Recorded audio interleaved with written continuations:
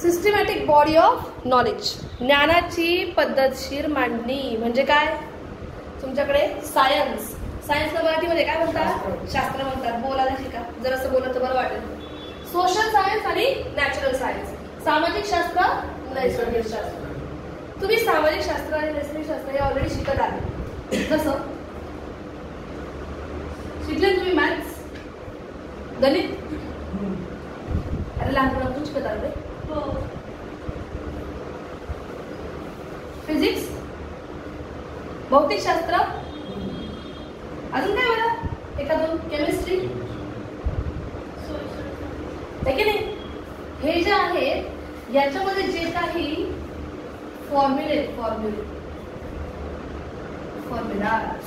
यांच्यामध्ये बदल करून आपण काही करू शकतो का? अजिबात नाही. म्हणजे याचा अर्थ हे जे तुमचं नॅचरल सायन्स आहे ना, काय natural science, we can test it in laboratory. आपण काय करतो? लॅबोरेटरीमध्ये याला टेस्ट करू शकतो. कोणत्या सायन्सला? नॅचरल सायन्सला. जसं तुमचं फिजिक्स आहे, केमिस्ट्री आहे, आपण काय करू शकतो? बायो आहे. आपण नॅचरल सायन्स जे आहे ते काय करू शकतो? Can test in laboratory under controlled environment. म्हणजे आपण कंट्रोल सिच्युएशन मध्ये, कंट्रोल कंडिशन्स मध्ये काय करू शकतो? नॅचरल सायन्सला टेस्ट करू शकतो. येतंय लक्षात? पण सोशल सायन्सला आपण तसं करू शकत नाही. अजून एक गोष्ट सांगायची झाली तर नॅचरल सायन्सचे जे लॉज आहेत, हा याला तिथे म्हणू शकतो तुम्ही laws of natural science can be tested in laboratory. तुम्ही याला काय करू शकता? लॅबमध्ये टेस्ट करू शकतात. आणि याला अजून एक नाव आहे, या सोशल सायन्सला अजून एक नाव आहे, त्याचं नाव आहे एक्झॅक्ट सायन्स. काय नाव आहे? Exact science. मराठीमध्ये त्याला काय म्हणतात? तंतोतंत शास्त्र. कारण एक आणि एकची बेरीज करायची तर तुम्ही प्लसच वापरणार आहे की नाही? जगाच्या पाठीवर कुठेही जा, तुम्हाला कोणाला कोणी क्वेश्चन विचारा, तुम्ही कोणाला क्वेश्चन विचारला दिस प्लस दिस असं साइन केंद्रामध्ये ते काय करते? ते दोनच करणार. जगाच्या पाठीवर कुठेही गेले तरी ऍडिशनचा सायन्स जो आहे तो ऍड करायलाच लावणार सगळ्यांना. ऑक्सिजन कुठेही जा जगाच्या पाठीवर, कोणी जसा O2 म्हटला तर काय भेटेल रे? ऑक्सिजन सांगेल की नाही समोरचा. CO2 म्हटला तर काय सांगेल? Carbon dioxide. H2O म्हटला तर काय म्हणेल? वॉटर, पाणी, हे की नाही? तू म्हणशील का हा मॅडम W2O म्हणजे वॉटर असतो, काही पण बोलता तुम्ही, असं म्हणता येईल का? सगळे लोक H2O ला ओळखतील. काय ते? पाण्याचा एक फॉर्म्युला किंवा पाण्याची एक साइन लँग्वेज आहे की नाही? मान्य? पण नॅचरल सायन्सचं जसं आहे तसं सोशल सायन्सचं नाही. लॉज ऑफ सोशल सायन्स, सामाजिक शास्त्राचे नियम, we can not test in laboratory. लॅबोरेटरीमध्ये कंट्रोल एन्व्हायरमेंट असतो तर नसो, तुम्ही इथे सामाजिक शास्त्राचे नियम हे टेस्ट करू शकत नाही. कसं रे? 1+1 म्हटलं तर 2 आले, हे की नाही? आता सोशल सायन्स आहे तुमच्याकडे. सोशल सायन्सचे एक्झाम्पल्स किती आहेत? 3 आहेत. एक आहे सायकोलॉजी, एक आहे सोशियोलॉजी आणि एक आहे इकॉनॉमिक्स. सायकोलॉजी म्हणजे काय? मानसशास्त्र. सोशियोलॉजी म्हणजे काय? समाजशास्त्र. आणि इकॉनॉमिक्स म्हणजे काय? अर्थशास्त्र. ओके, मानसशास्त्राचं घेऊया. लेट्स से मानसशास्त्राचे लॉज. आता बघा बरं का, नॉर्मली असं घडल्यावर असं होईल असं लिहिलेलं असतं ते मानसशास्त्रामध्ये, अजून समाजशास्त्रामध्ये. तर आता मी आली आणि मस्तपैकी तिला धरून जोडलं, अचानक काहीच नाही सांगितलं मी तिला, तिचं रिॲक्शन काय राहील? का बरं मला मारलं? अजून दुसरं एखाद्याला मारलं, तुम्हाला उलटून मारेल. एकाचं एक रिॲक्शन काय होतं? का मारलं. दुसऱ्याचं रिॲक्शन होतं काय मारलंच, पण तुम्हाला मारून विचारतोय का मारलं. म्हणजे याचा अर्थ दोघांचा बिहेवियर कसा होता? डिफरंट होता. म्हणजे एखाद्याला आपण अचानक जाऊन मारलं तर तो आपल्याला येऊन फटके देईल उलटे, तर तो आपल्याला काही विचारेल की तू का असं केलं. दोन्ही गोष्टी काय आहेत? वेगळ्या आहेत. म्हणजे रिॲक्शन याच्यानंतर असंच असू शकतं असं लिहू शकता का तुम्ही कुठे? अजिबात नाही. म्हणून या सोशल सायन्सला ते म्हणतात ॲब्स्ट्रॅक्ट सायन्स. काय म्हणतात? Abstract science. म्हणजे फक्त हे उचललेलं सायन्स आहे, उचललेलं शास्त्र आहे की असं घडल्यावर जनरली असं घडतं. सो तुम्ही याला लॉज नाही म्हणू शकत. जसं तुम्ही इथे लॉ म्हणतात ना, लॉज ऑफ सोशल सायन्स, तसं ह्याला तुम्ही लॉज नाही म्हणू शकत. तुम्ही ह्याला काय म्हणणार? Statement. It is just a statement. हे जस्ट एक काय आहे? स्टेटमेंट. त्याला मराठीमध्ये म्हणतात विधान. हे जस्ट एक विधान आहे की असं घडलं तर असं होऊ शकतं. हे एक विधान आहे. जसे इथे लॉज आहे, नियम आहे, तसं इथे काय आहे? विधान आहे की जी गोष्ट घडली, अशी घडली तर असा रिॲक्शन येऊ शकतो. येऊ शकतो हा, 100% तोच रिॲक्शन येईल हे खरं नाही. आता तुम्ही आपल्या समजा गल्लोगल्ली बघा बरं का, आपलं हे गाव आहे, समजा आपलं हे गाव आहे, ह्या गावामध्ये जर का तुम्ही असे वेस्टर्न कपडे घालून बिंदास फिरले, चालणार आहे का ते त्यांना? नाही. पण तेच आपण इकडे घालतोय, आपल्याला सहजासहजी चालतंय. कपडे तेच आहेत वेस्टर्न, पण दोन ठिकाणी त्याच्याबद्दल मत वेगळे. याला म्हणतात सोशल सायन्स. ही सोशल सायन्स आहे ना, हे एक प्रकारे ॲब्स्ट्रॅक्ट आहे. म्हणजे काय? उचललेलं सायन्स आहे की विधान आहे जनरली की असे कपडे तुम्ही अशा ठिकाणी घालाल तर काय होईल, त्याचा रिॲक्शन चांगला किंवा वाईट होऊ शकतो. चांगलाच येईल असं कोणी लिहून ठेवू शकत नाही. कळतंय का मला काय म्हणायचं? किंवा 500 रुपयाची नोट ती रस्त्याने सापडली तुम्हाला, त्या 500 रुपयाची नोटीचा वापर एक जण वेगळा करणार आहे, दुसरा वेगळा करणार आहे. एखादा गरीब आहे, तो काय करेल? हप्ताभराचा किराणा घेऊन येईल. आणि एखादा श्रीमंत असेल त्याला तर एका छोट्याशा खाऊला सुद्धा पुरणार नाही तो पैसा. दोघांचाही वागणूक कशी होती? वेगळी होती. नोट एकच होती 500ची, पण दोघांची वागणूक कशी होती? वेगळी होती. म्हणजे तुम्ही सांगू शकतात का की मी जे म्हणते ते सगळीकडे ऍक्सेप्टेबल होईल की हा 500ची नोट भेटली तर सगळे आनंदीच होतील, खूप आनंदी होतील. श्रीमंत आहे ना, तो अजिबात जास्त आनंद झाला नाही, नोट उठून सरळ कॅज्युअली खिशात टाकून निघून जाईल. तोच गरीब असेल तर बापरे 500ची नोट भेटली. येते लक्षात? म्हणजे मी असं म्हणू शकते का की laws of social science are not universally acceptable. Social सायन्सचे लॉज हे युनिव्हर्सली एक्सेप्टेबल नाही. यांना वैश्विक मान्यता नाही. अरे गल्ली टू गल्ली इथं लोकांचे विचार बदलतात. अख्ख्या विश्वाला मान्यता कशी मिळेल? सोशल सायन्सच्या लॉजला. हा, मात्र laws of natural science are universally acceptable. म्हणजे यांना काय आहे? वैश्विक मान्यता आहे. जगाच्या पाठीवर कुठेही जा, H2O म्हटलं तर ते तुम्हाला पाणीच देणार आहे. जर मम्मीला म्हणले ना H2O, तिला माहिती असेल H2O म्हणजे काय, तुम्हाला बरोबर पाणी आणून देणार येते की नाही? H2O म्हणताय तर पाणीच आहे. जगाच्या पाठीवर कुठेही जा. O2 म्हणताय तो ऑक्सिजनच आहे, कारण त्याला काय आहे? त्या लॉजला वैश्विक मान्यता आहे, म्हणजे युनिव्हर्सली ते एक्सेप्टेबल आहे. पण सोशल सायन्स हे युनिव्हर्सली एक्सेप्टेबल नाही. इथे एरिया टू एरिया सुद्धा लोकांचे काय होतात? मत बदलतात. सोशल सायन्स हे जस्ट एक मत आहे, स्टेटमेंट आहे, विधान आहे की असं घडल्यावर जनरली असं घडू शकतं. समजा कुछ म्हणजे मी तुम्हाला म्हटलं चला ऍडिशन करा. ऍडिशन करायला तुम्ही काय कराल? तुम्ही फॉर्म्युला शोधा, प्लसचा फॉर्म्युला है ना. इथे मी तुम्हाला विचारलं चला एकाला दुसऱ्याला अचानकपणे येऊन फटका दिला, रिॲक्शन काय असेल? प्रत्येकाचं उत्तर वेगळं असणार आहे, कारण प्रत्येकाचा रिॲक्शन वेगळा असणार आहे. तुम्ही जर काही इथे लिहून ठेवलं एका बुकमध्ये की कोणी कुणाला हानी पोहोचवली तर दुसरा व्यक्ती त्याला हानी पोहोचवू शकतो. पोहोचवेलच की नाही याची गॅरंटी नाही.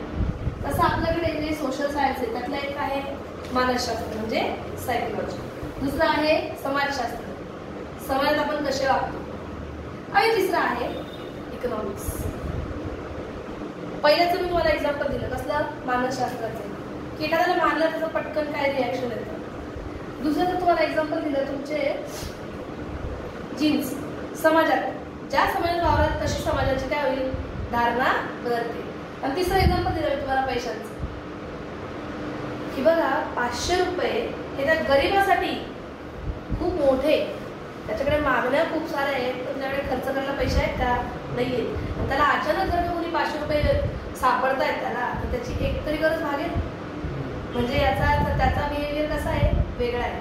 ते श्रीमंताला 500 रुपये भेटले, कॅज्युअली घेऊन खिशात ठेवून दिली. एखादी वस्तू घ्यायला थोडासा हातभार होईल, कारण त्याच्या वस्तू तेवढा महाग आहे, त्याची गरज तेवढी महाग आहे. म्हणजे इकॉनॉमिक्स हे काय, अर्थशास्त्र आहे. इकॉनॉमिक्स म्हणजे काय, अर्थशास्त्र. इट इज मीन, हे बघा इकडे व्यक्तीचं कोणतं बिहेवियर असतं, मनाचं बिहेवियर. इकडे समाजाला पाहून बिहेवियर करतो आपण, आणि इकडे फायनान्शियल, व्यक्तीचं आर्थिक वागणूक. आर्थिक दृष्ट्या व्यक्ती कसा वागतो ते आपण पुढे शिकणार, इकॉनॉमिक्स मध्ये शिकणार. काय लागले मग या इकॉनॉमिक्सचा थोडा डिटेलमध्ये बघायचं, यांना नाही आपण बघायचं कोणाला आहे, याला. मग एवढी सगळी हिस्ट्री का, तर MCQ ला येते आपल्याला, तुम्हाला पण आणि तुम्हाला पण, CMA वाल्यांना पण आणि 12वी वाल्यांना पण MCQ ला येऊ शकते. जसं economics is a what, economics is with science. Economics हे कोणतं सायन्स आहे बघा बरं. Economics is a social science, नाही का, इथं सोशल सायन्स नाही आपण. Economics is a social science. काय केलं मी, मग आता मी तुम्हाला क्वेश्चन विचारला, ऍग्री और डिसएग्री विथ रिझन, किंवा ऍग्री और डिसएग्री फक्त, हो की नाही. Laws of social science have universal acceptance. सामाजिक शास्त्राचे नियम हे वैश्विक मान्यता राखतात. सामाजिक शास्त्राचे नियम हे वैश्विक मान्यता राखतात, नो. इथे भेटलं ना, नॉट. सोशल सायन्स, सामाजिक शास्त्र हे वैश्विक मान्य नाही, अख्ख्या युनिव्हर्समध्ये त्याला ऍक्सेप्टन्स नाही. कळलं का, Jui. Laws of natural science are universally acceptable, म्हणजे नैसर्गिक शास्त्राचे सर्व नियम यांना वैश्विक मान्यता आहे, पण सामाजिक शास्त्राच्या नियमांना वैश्विक मान्यता नाही. तुम्हाला एक क्वेश्चन आला असा वाला की, हे बघा हा, आता हा क्वेश्चन येईल.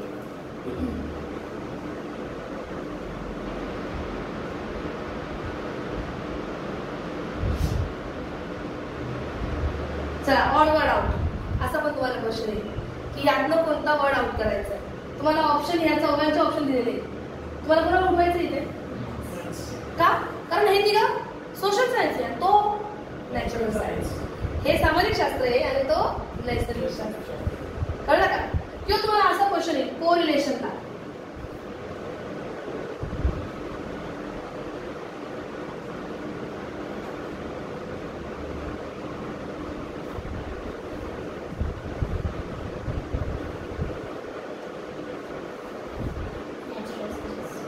सायकोलॉजी सोशल सायन्स, तर मग मॅथ्स काय आहे, नॅचरल सायन्स. म्हणजे मानसशास्त्र हे समाजशास्त्र आहे, तर गणित हे काय आहे, नैसर्गिक शास्त्र. कळलं का. याचं उत्तर काय, हे जर का सोशल तर ते कोणतं, नैसर्गिक. हे सामाजिक तर ते नैसर्गिक शास्त्र. आलं का लक्षात काही. तुमच्या चेहऱ्यावर लक्षात आलं की नाही मला काही कळू द्या का. चेहऱ्यावर एवढा पण फ्लॅट रिएक्शन नका ठेवू की मला काही समजणार नाही. हे होतं तुमचं काय, अबाउट सायन्स. आता तुमचा वाला विषय जो तुम्ही शिकताय त्याचं नाव आहे इकॉनॉमिक्स. काय नाव आहे, इकॉनॉमिक्स. आता आपण नॉमिक्सचा अर्थ शिकलो पूर्ण. नॉमिक्स म्हणजे सायन्स, सायन्स म्हणजे शास्त्र, ठीक आहे. इकॉनॉमिक्स अर्थ शास्त्र,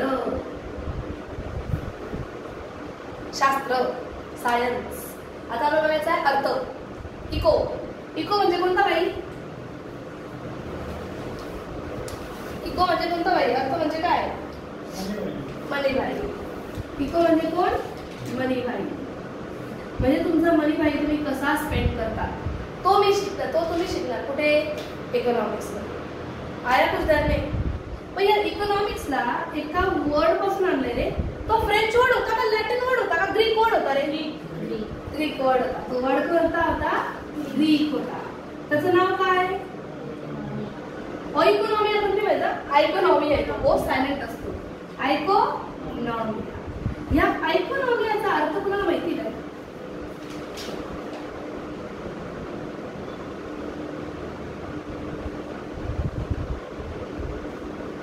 कुटुंबाचे व्यवस्थापन, म्हणजे मॅनेजमेंट ऑफ हाऊसहोल्ड मीन्स काय?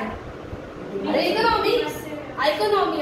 इकॉनॉमी याचा अर्थ कुटुंबाचे व्यवस्थापन म्हणजे मॅनेजमेंट ऑफ हाऊसहोल्ड.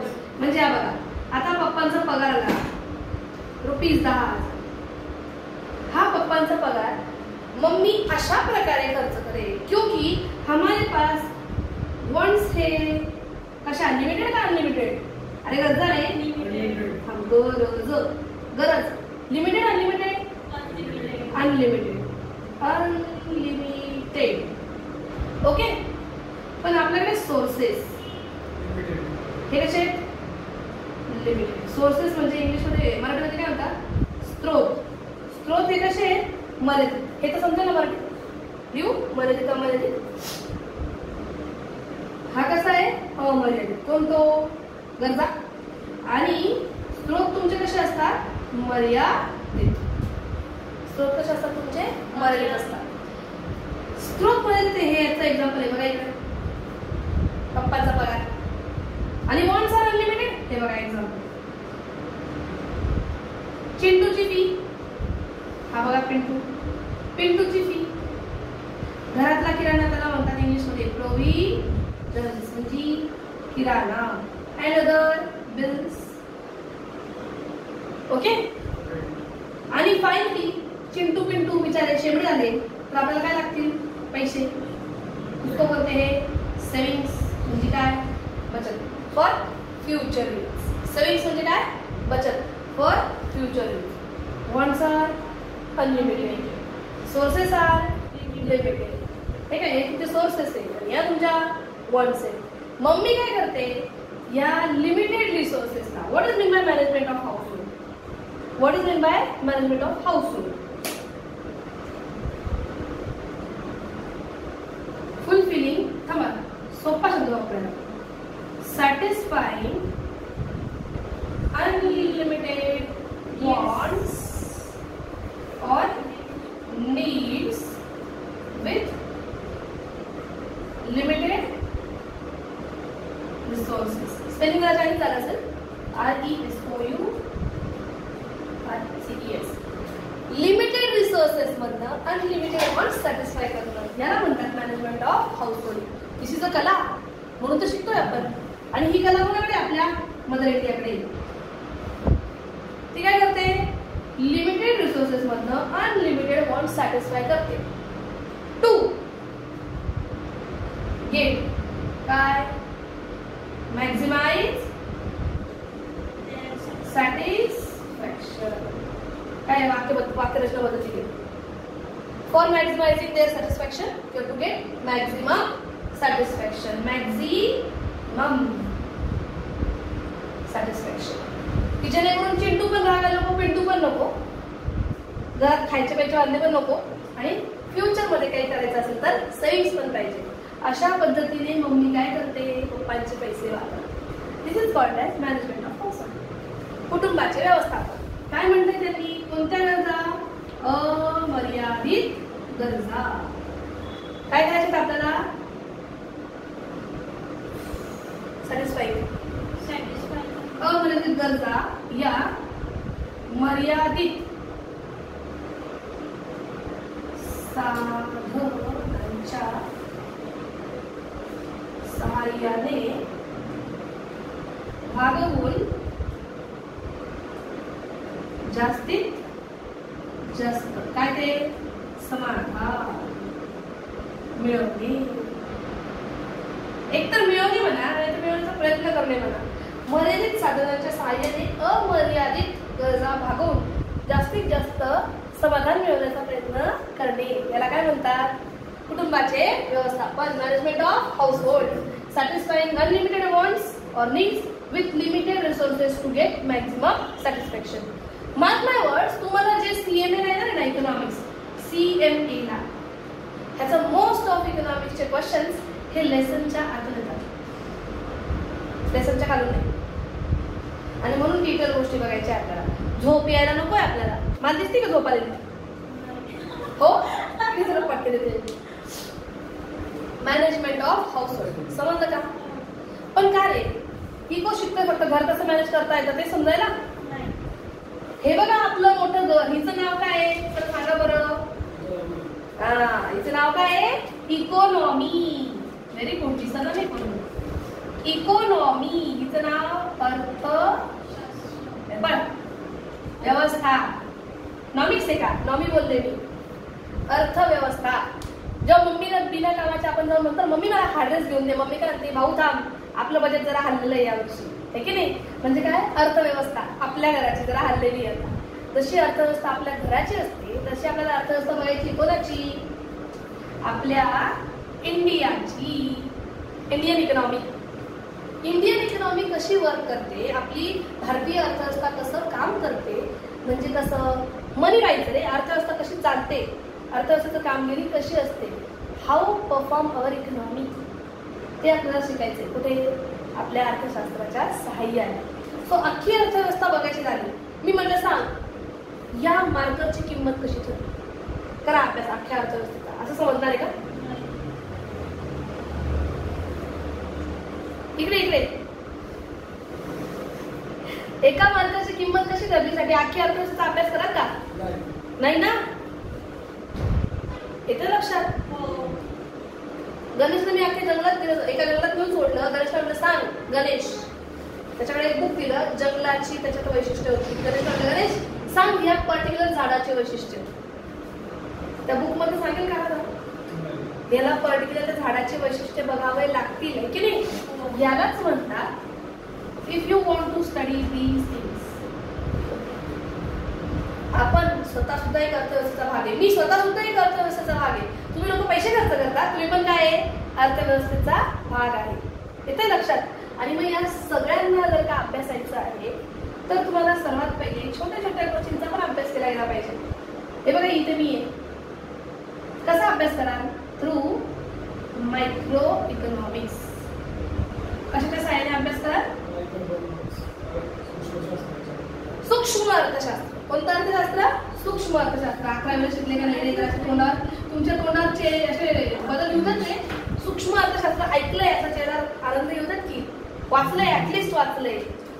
सूक्ष्म अर्थशास्त्र. आता मी विचारलं सांगा आपल्या देशात महागाई का आली?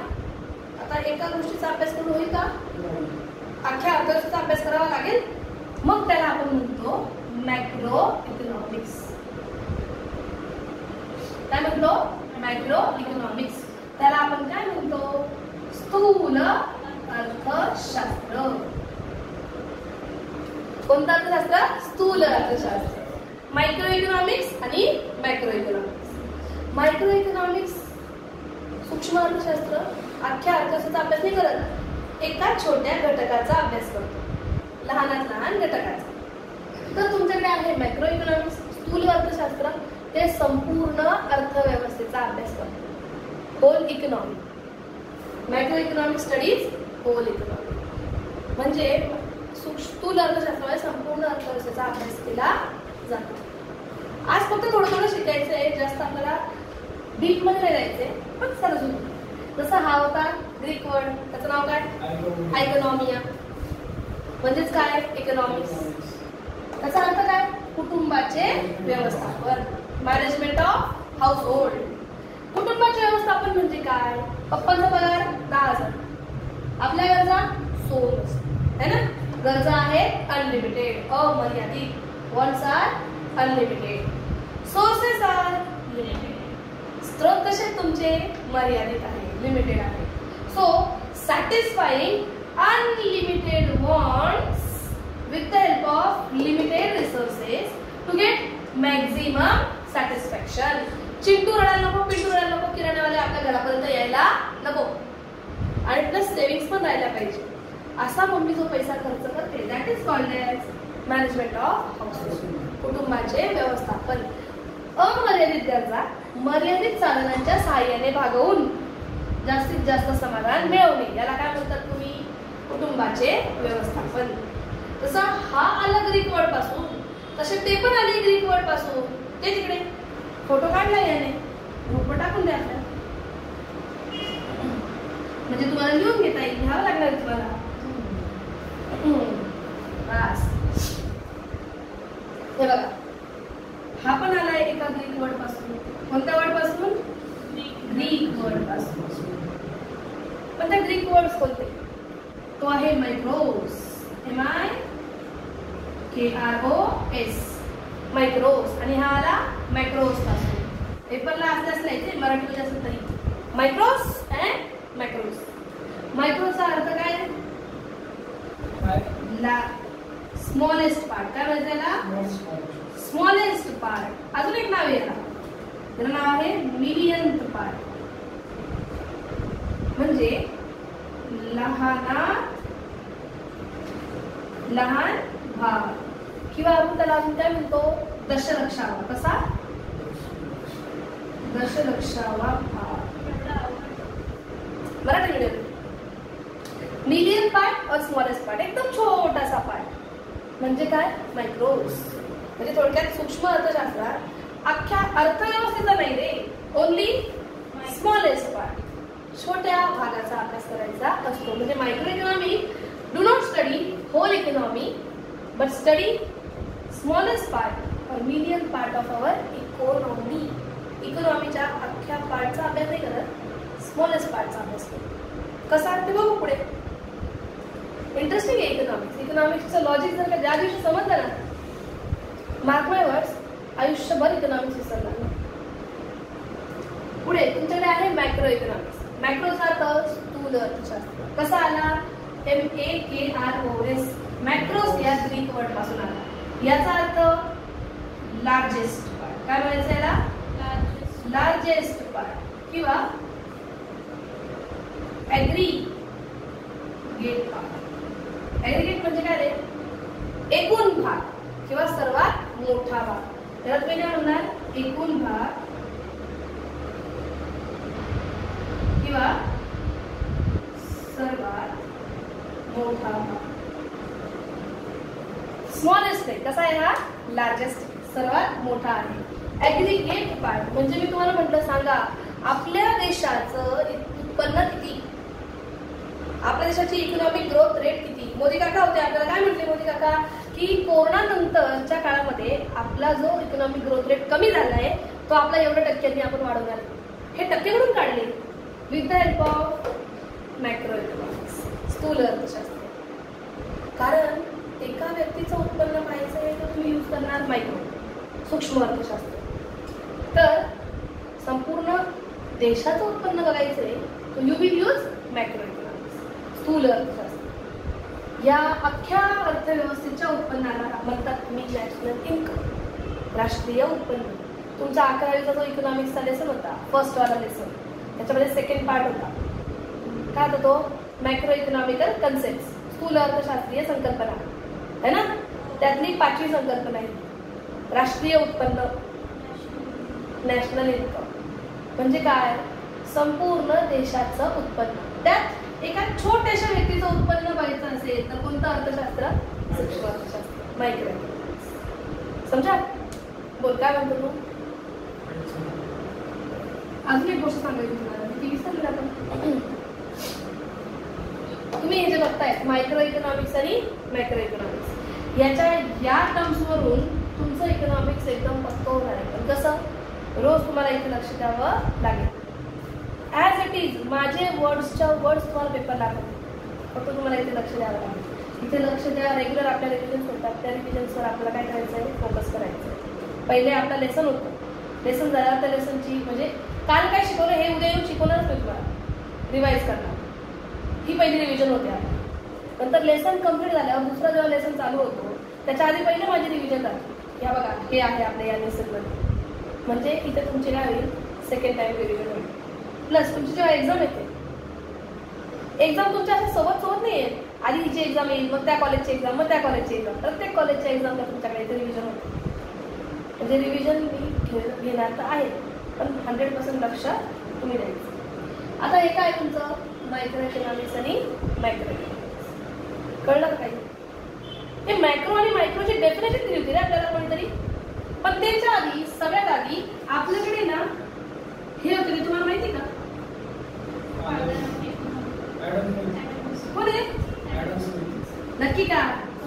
नाही रे, याला मराठीमध्ये काय म्हणतात? अर्थशास्त्राचे फादर ऑफ इकॉनॉमिक्स, अर्थशास्त्राचे जनक.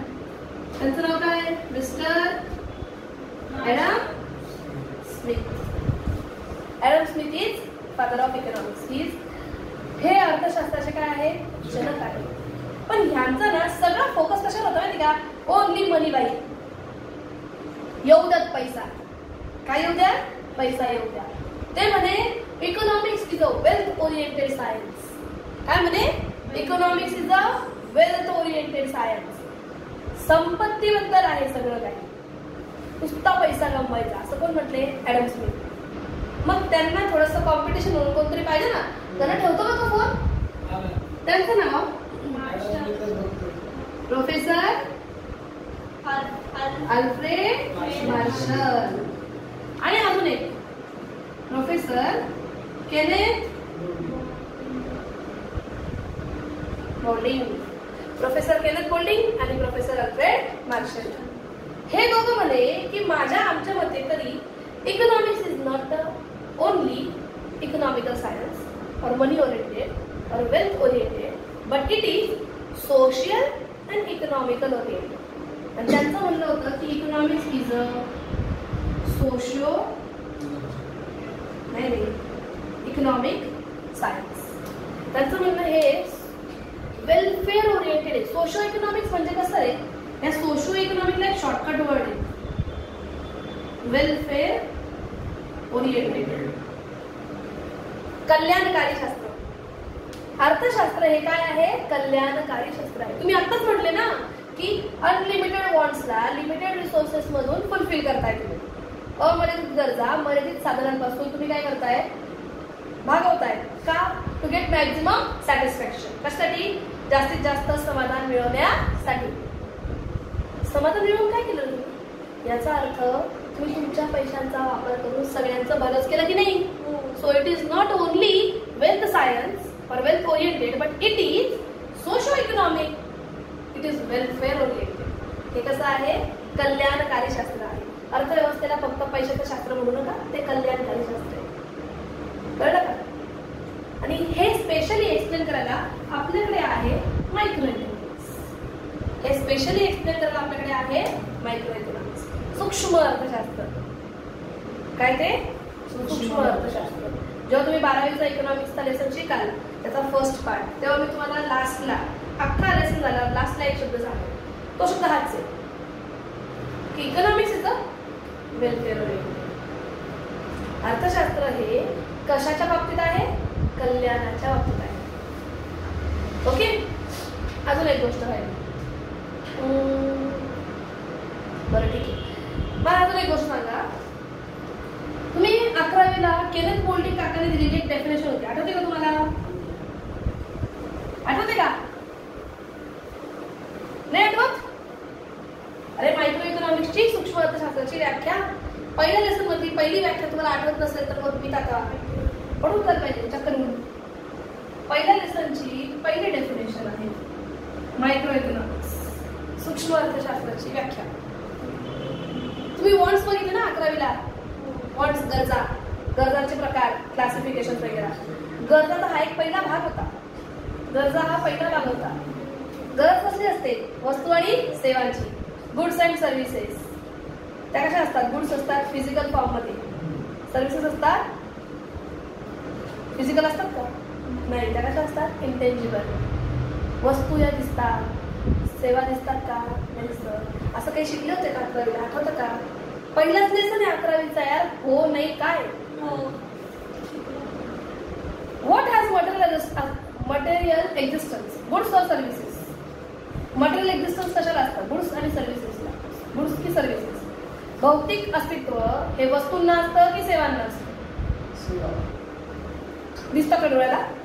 हात लागतो त्या सेवांना? मी शिकवलं, सांग पुढे शब्द पकडला. सेवांना भौतिक अस्तित्व नाही. म्हणजे services do not have physical और मटेरियल एक्झिस्टन्स. हे सगळं तुम्ही 11वीला शिकले होते.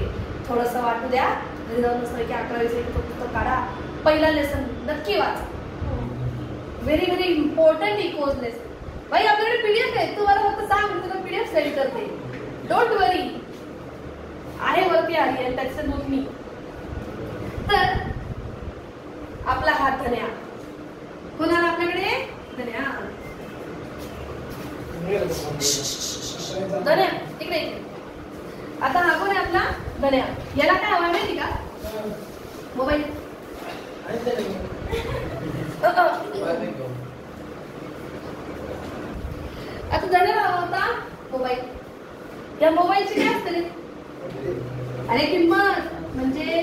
प्राइस. माझ्या इथे तर मारले लक्षात ठेवा. मोबाईलला काय असते? किंमत. मोबाईल ही एका प्रकारची काय असते? वस्तू, म्हणजे कमोडिटी. काय असते ती? Commodity. Okay.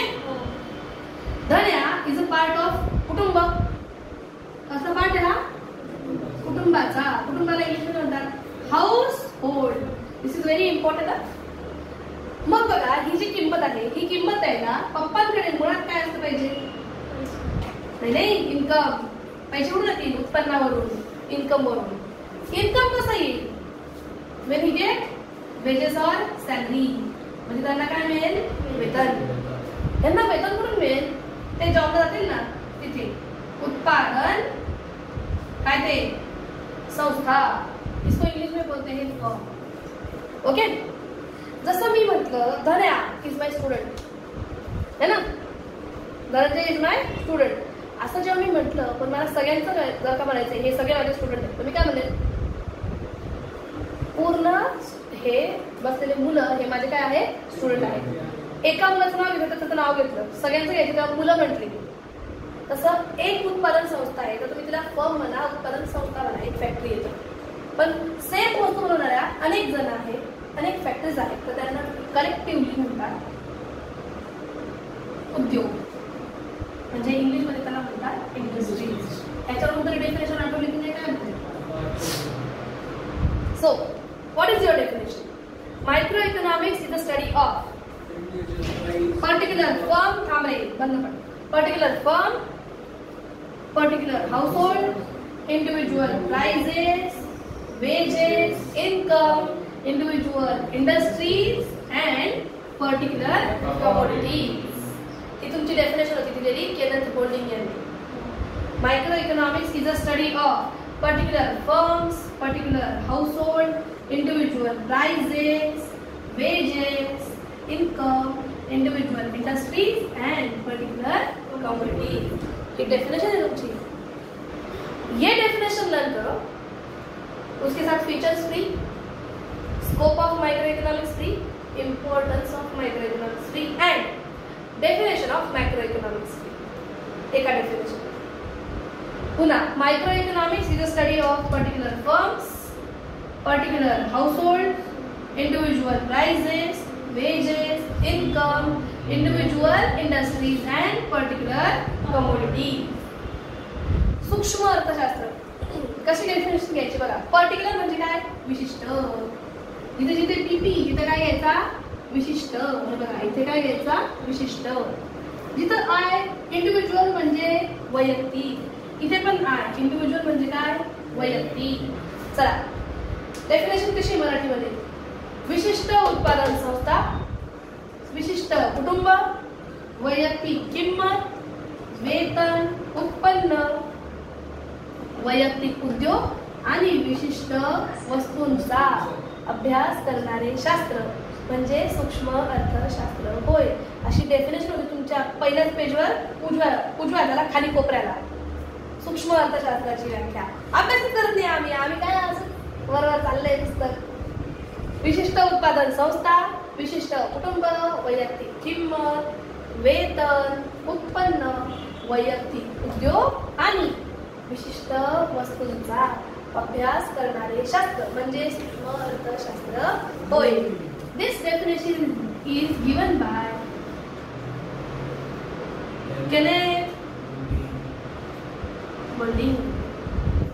Professor Kenneth Golding यांनी डेफिनेशन दिली तुम्हाला 11वीला. ती मी तुम्हाला कॉपी पेस्ट करायला लावते 12वीला, क्योंकि इट इज व्हेरी इम्पॉर्टंट. की इम्पॉर्टंट काय आहे? टू लर्न स्कोप म्हणजे व्याप्ती of micro economics. To learn importance म्हणजे महत्व मायक्रो इकॉनॉमिक्स सूक्ष्म अर्थशास्त्राचे. फीचर्स कोणाचे? मायक्रो इकॉनॉमिक्सचे सूक्ष्म अर्थशास्त्राचे. Plus definition of micro economics स्थूल अर्थशास्त्राची व्याख्या या व्याख्याच्या सहाय्याने पाठवते. म्हणून मी या व्याख्येला काय करते तुम्हाला 11वीलाच कॉपी पेस्ट करायला. 11वीची पाठ करा, 12वीला copy paste. Again, what is microeconomics? Microeconomics is the study of particular firms, particular household, individual prices, wages, income, individual industries and particular communities. याचे नंबर आहेत ना, ॲज इट इज पेपर लागतो तर तुम्ही पेपर लिहा. विशिष्ट उत्पादन संस्था, विशिष्ट कुटुंब, वैयक्तिक किंमत, वेतन, उत्पन्न, वैयक्तिक उद्योग आणि विशिष्ट वस्तूंचा अभ्यास करणारे शास्त्र म्हणजे सूक्ष्म अर्थशास्त्र होय. कळले का डेफिनेशन? नक्की. आता घरी गेलं ना की मस्तपैकी 11वीचं तुमचं पुस्तक आहे ना, त्याच्यामध्ये शोधायचं की खरंच अशी डेफिनेशन आहे का. मला उद्या सांगायचं डेफिनेशन आहे का अशी.